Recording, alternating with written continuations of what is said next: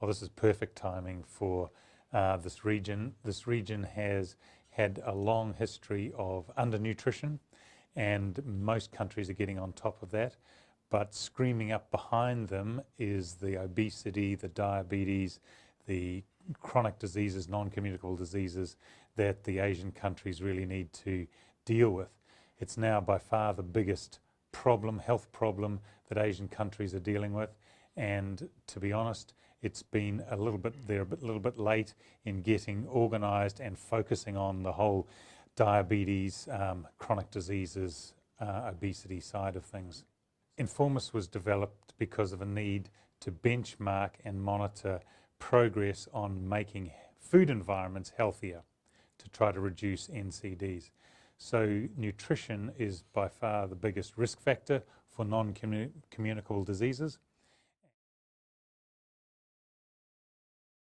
And we need to be able to measure not only the policies that are happening, we also need to measure the actions of the commercial sector of the food companies, and we also need to measure the impacts that it has on food composition and food price, food labelling, food availability, food marketing, and so on. So trying to shift our monitoring upstream rather than focusing on the diseases, focus up here on the policies and the environments. There's been great sharing amongst countries, and I have to applaud IDRC for bringing these countries together to give them this opportunity to identify opportunities for a regional approach, really. How can each country do its work, trying to get evidence around food environments here and also support other countries in the region, so you've got a big network. IDRC has been doing a great job in Latin America supporting other countries to do work in this food environments research. So the fact that they're coming to Asia is perfect. So countries do need accountability systems, and at the moment we have a whole stack of reports and recommendations from WHO about what to do, and they don't get implemented. So we need to strengthen accountability mechanisms, and the research and the science and the civil society sector and the researchers, academia, are fundamental in trying to strengthen that accountability. So how do we do that? What's our role in accountability?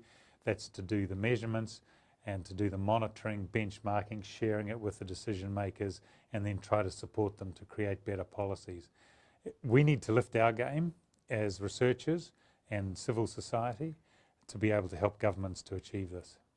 So within a couple of years, I would love to see a dozen countries in the Asian region measuring the food environments, measuring what the governments are doing, comparing across countries, and being able to use this cross-country comparison to say, look what they're doing over there, we need to do it here, or getting plaudits and getting praise for the stuff that they're doing well in their own country. So that's part of the whole mix. And we can learn from, the rest of the world can learn from Asia. There's lots of great things happening here, but they're just a bit here and a bit there and a bit there. We need to be able to have the platform to measure, benchmark, to applaud the successes and try to bring up the laggards.